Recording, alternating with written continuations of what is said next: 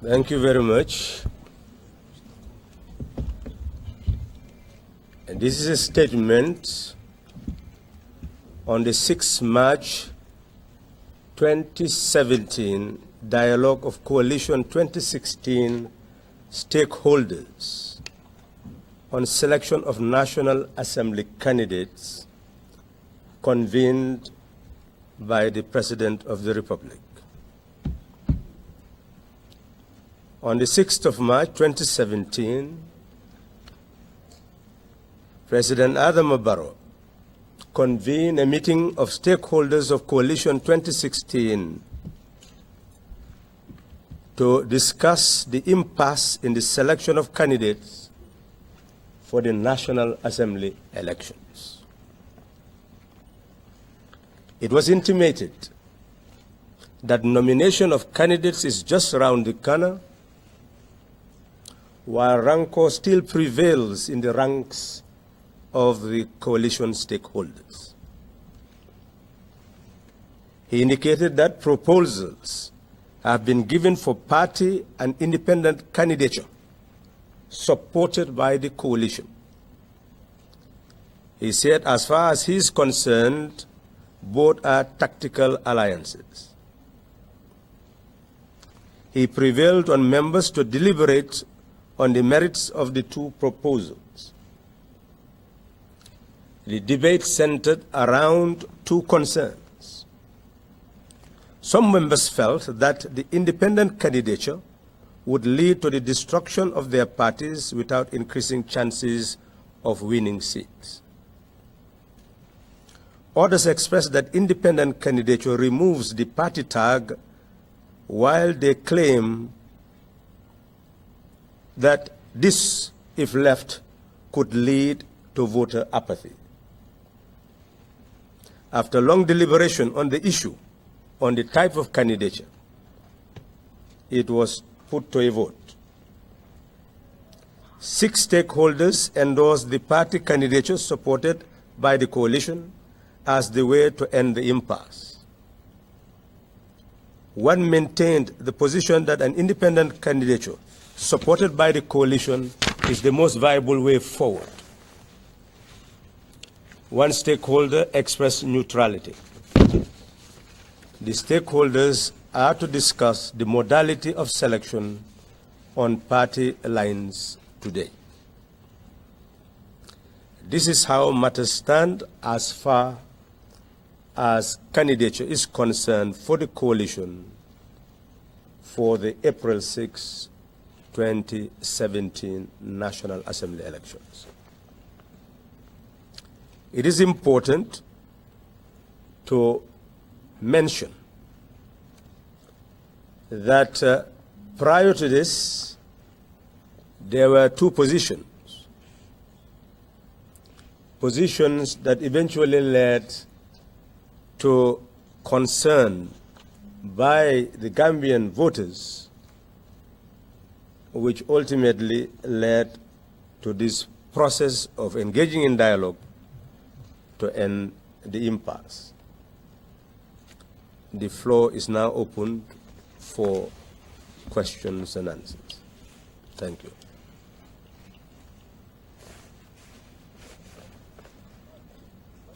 Yes, sir.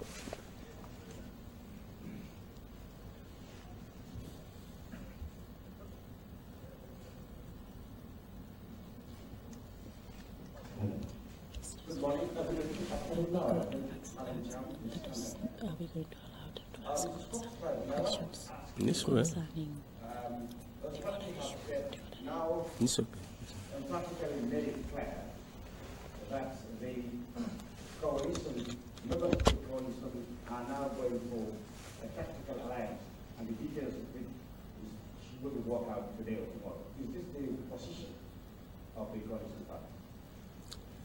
Well, I think what is expressed as far as that meeting is concerned is what I am telling you, that it is considered that both party candidature supported by the coalition or independent candidature supported by the coalition are both seen as tactical alliances. I think that is what is stated. That was the view expressed at the meeting. That what is now clear is that parties are going to be selecting their candidates, and then the parties will sit down, the stakeholders will sit down and trade on where to put candidates. Thank you very much. My name is Tony Malena. I work with SMBC and it's been here to view in. Thank you for inviting me press once again. My question is, Mr. Sallah, I just want to know the position of your in this whole issue. If I get you right, the President, after deliberation with party leaders, agreed that tactical alliance is the way forward for the coalition 20 system. From your statement, I realized that your party position is not very clear.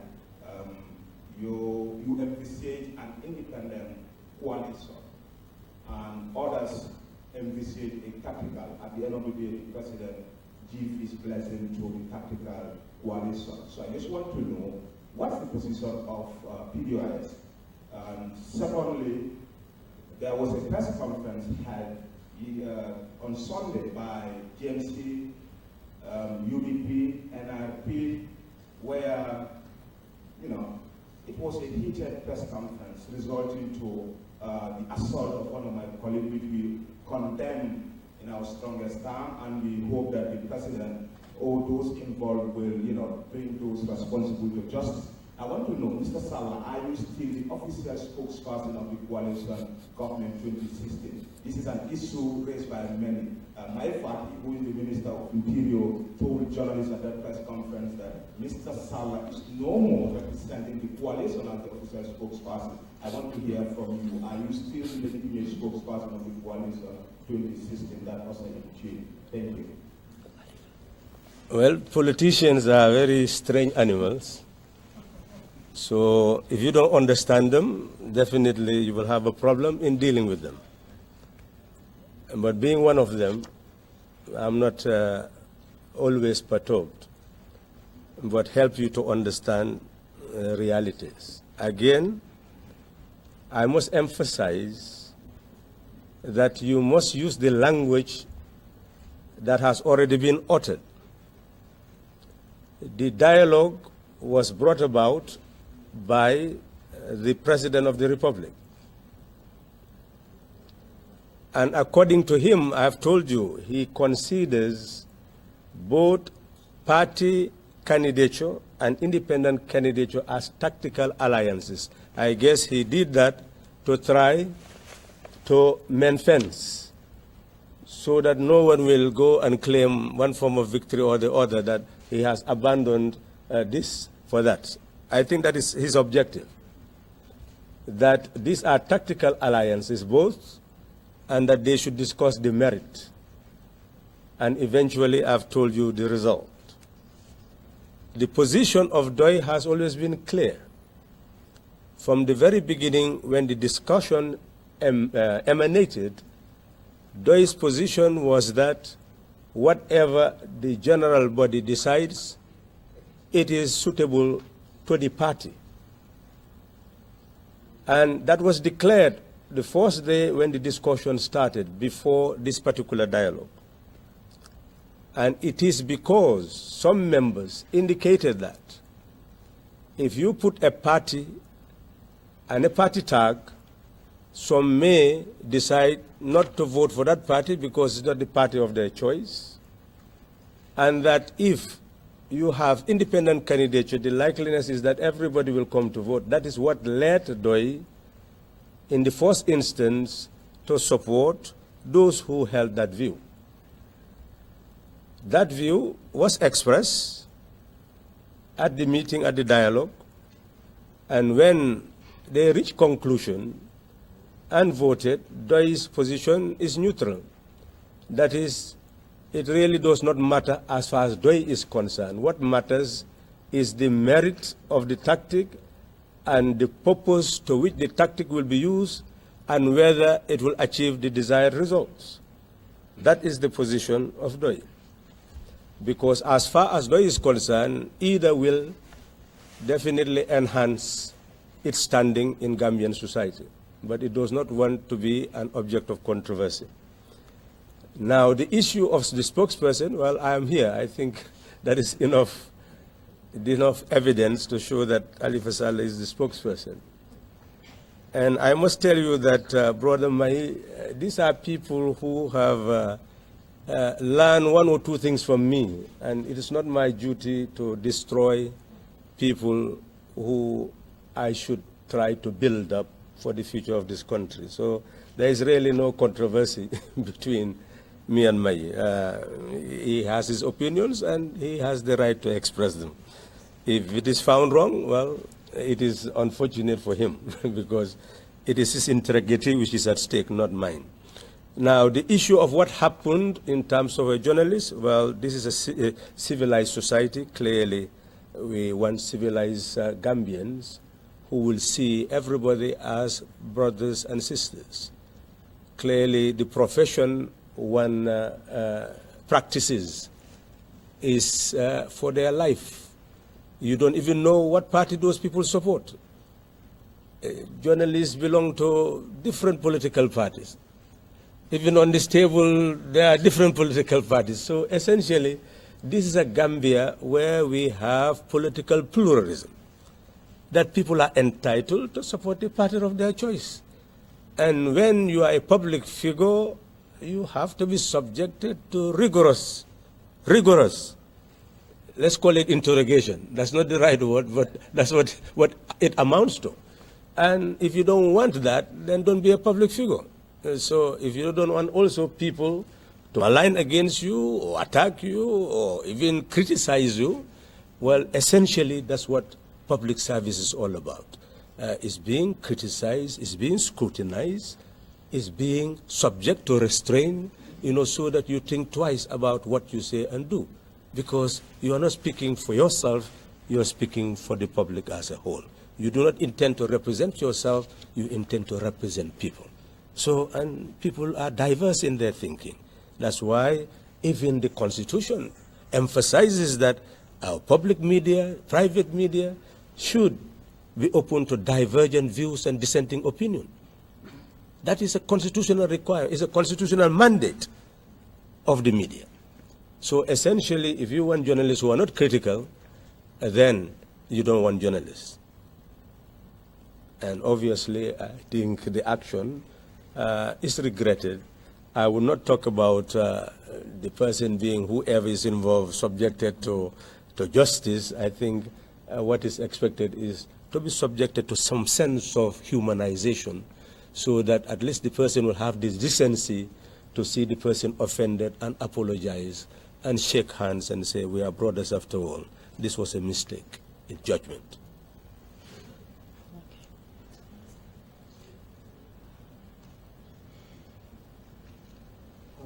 I am Mr. Salom Secretary of the Gambia Magazine.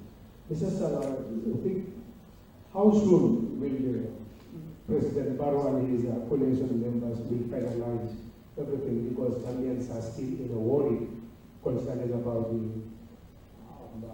National Assembly candidate? Well, it is said that it's today, and don't quote me. I'm just simply saying what was said yesterday, that is today. So don't say if it does not finish today, that Halifa Sallah said it will finish today, and it has not happened. I am told at the conference that it will finish today. It is supposed to be done today. But you know also that nomination is starting on the 9th.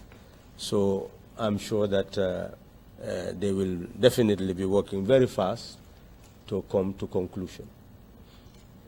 But I've also emphasized that Gambians, through this experience, are now liberated. They really know who they are and their powers. Because to be able to go and vote and for an entrenched power to disappear is a clear indication that every Gambian has a real power to determine the destiny of this land and should not in any way mortgage it or sell it or decide to abandon it for any purpose.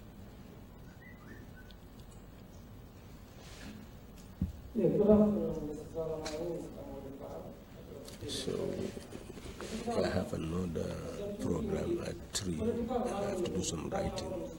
So, my limit here. It should not pass 10 minutes now. The aspiring independent candidates, because now you're going for a tactical alliance, and this depends on the parties, how are the parties going to put their candidates. So would this not give chance to more independent party candidates in the National Assembly? Thank you, sir. Well, the elections are yet to take place, and therefore we cannot start the process of analyzing the outcome. Now, we can only speculate, and everybody is really free to speculate what the outcome would be. I'm sure that during the debate that we had, all those points were examined, but at the end of the day, well, the conclusion is as stated.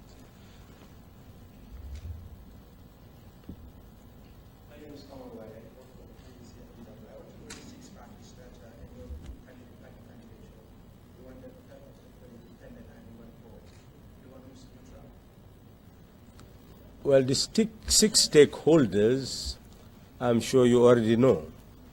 So if I mention the one that stuck to the independent and the neutral, that should tell you the rest.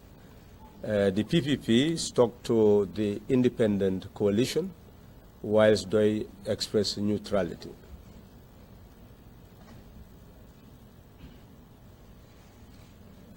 Good afternoon, Mr. Honorable Sallah. My name is Halifa Sallah. Now, as we speak, already there's a lot of political activity across the country.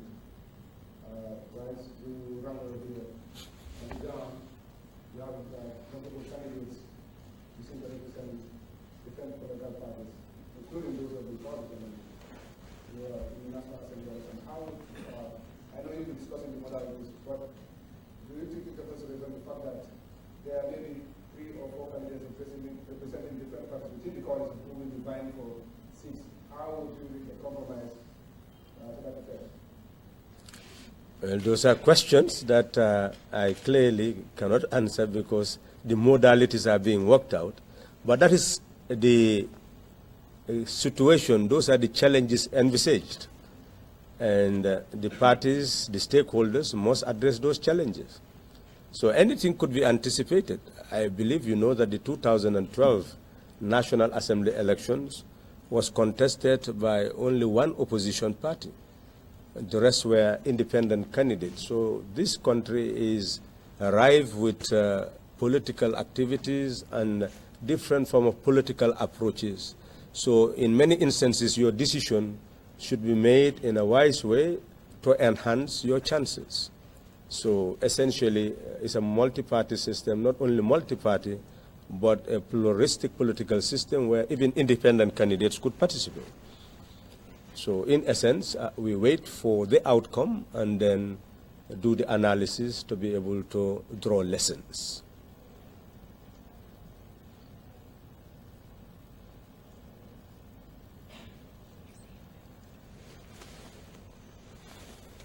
In Big Paper, I work for a tactical alliance of 40 German newspapers.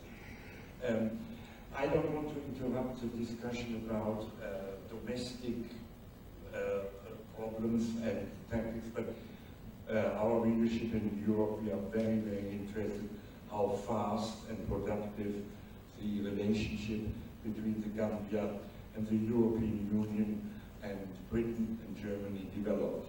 Now my question is, when you have the transitional government is established, is there a consensus within the coalition parties about the direction which is a prerequisite for this new relationship with, not only with the EU, but with international bodies like the understanding, acceptance of International Convention of Human Rights and so on. And combined with that, what happened to your commitment, or not commitment, to the agreement with the EU, that every effort is taken to keep young Gambians in the Gambia and encourage young Gambians with their knowledge to return to their country. Is there consensus in the coalition that this is going to be continued with the new parliament and so on? Thank you very much, sir. Well, we are talking about three entities at the same time. We're talking about the coalition of stakeholders, which we call Coalition 2016, which is an instrument to bring stakeholders together to contest elections. And we are talking about the government, which emerged out of the victory of 4th December 2016. And we are talking about a coalition again for National Assembly elections. So when it comes to the coalition, I can speak for it.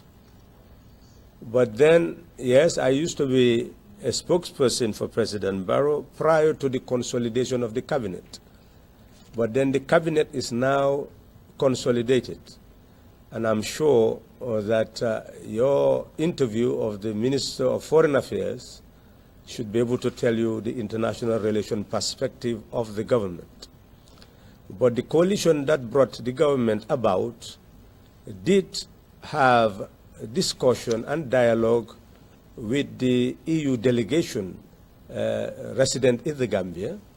And there is absolutely no doubt that we have looked at the Article 8, Article 9, which deals with the political dialogue and the issues that are inherent in terms of respect for fundamental rights, rule of law, democracy, and good governance, which must underpin the relation between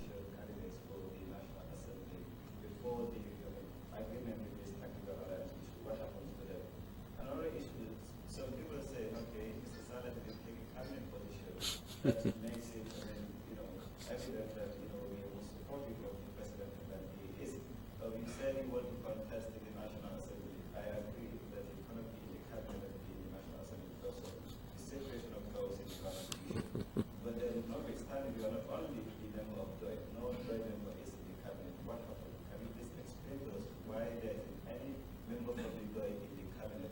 And lastly, we understand that Mr. Dabo, as Hussein Dabo said on Sunday at the press conference, that the agreement reached by the coalition that the president is going to serve only 3 years is illegal. What happens? What happens next? Because he said he's going to fight at the Supreme Court to ensure that President Barrow serves 5 days in office instead of 3 years. Can you respond to that? Well, maybe we'll enlarge the press conference. Then the starting point, what happens to those who saw themselves as coalition candidates? Well, they will continue to aspire and work for their candidature. And I'm sure when this dialogue takes place for modalities, they should be taken into consideration, knowing that anybody can stand as an independent candidate. Nobody can be deprived of candidature. These are just tactical alliances. They are not means of barring people. That's what I'm trying to say. What has happened is an issue of a coalition trying to at least avoid fracture and rancor. But essentially, no one can deprive a Gambian of a right to stand to seek the mandate of the people if the people so wish for you to be their candidate. That's my first answer. The second thing is about the position of DOI in the cabinet. We have always tried to avoid people using us to pursue other ends and using our answers to create more friction. We were offered ministerial posts under Jammeh's government, under other governments, but we have always developed principles in terms of what we do. In terms of government, we believe in the principle of separation of party and state. I don't want to stretch this because many people will stretch what I'm going to say to try to harm the government, and that's what I'm avoiding. Because if you compare our principle and other people's principle, you'll start judging other people. But go to what I said when I was a presidential candidate, what I said. There is no need to repeat it unless you push me to do so. But essentially, there are fundamental principles which will not make me to continue to be the Secretary General of DOI if I am to be a cabinet minister in a particular government. So essentially, we have talked about it. We have talked about our position with the president. We've reached understanding. We have respect. We are working very closely, more closely than many of you people think. You even know. Some are just closing their eyes to it. And essentially, we know that the government knows that there is no single individual in this country that has worked so hard to make what is possible to be possible today. So people forget too easily, and they want to transform us into megalomaniacs who will start praising ourselves and telling people what we have done, to show that we are supportive of a government. But we will not be tempted to do so. But essentially what must be borne in mind is that the position of the party is very clear. We are situated in the National Assembly to be able to guide the government in the laws that are going to be made, in the policies that will be taken, in the international relations it will contract, so that our quota will be there on a broad basis, not just one organ, but on a broad basis in ensuring democracy, good governance, rule of law, and development for the country. Now, in terms of what Mr. Davo has said, I really don't think there is any need to go to any Supreme Court for any reason of that matter, because this is just simply a gentle person's agreement that a person will be there for 3 years. What the Constitution says is very clear, that any president elected has a mandate for 5 years. Now, if you want to transform a gentle person's agreement into a contract that is constitutional, then you must engage in constitutional amendments.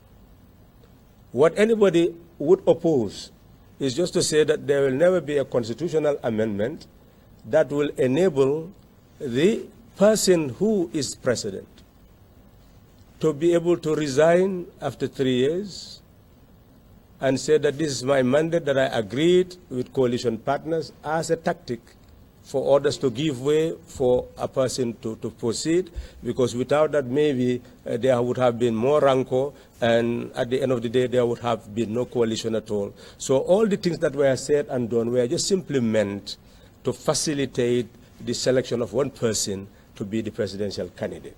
Now, what the Constitution says at the present moment is that it's 5 years.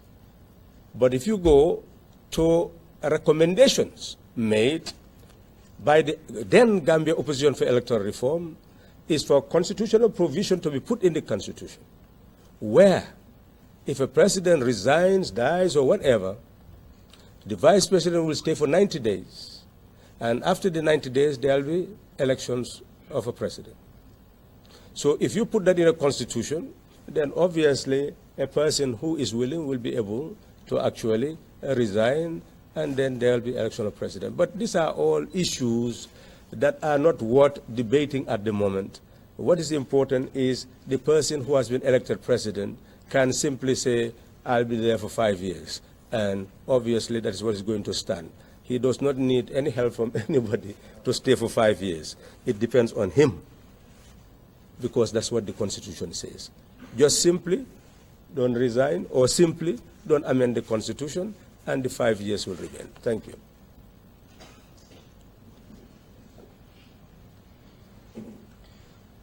Mr. Sallah,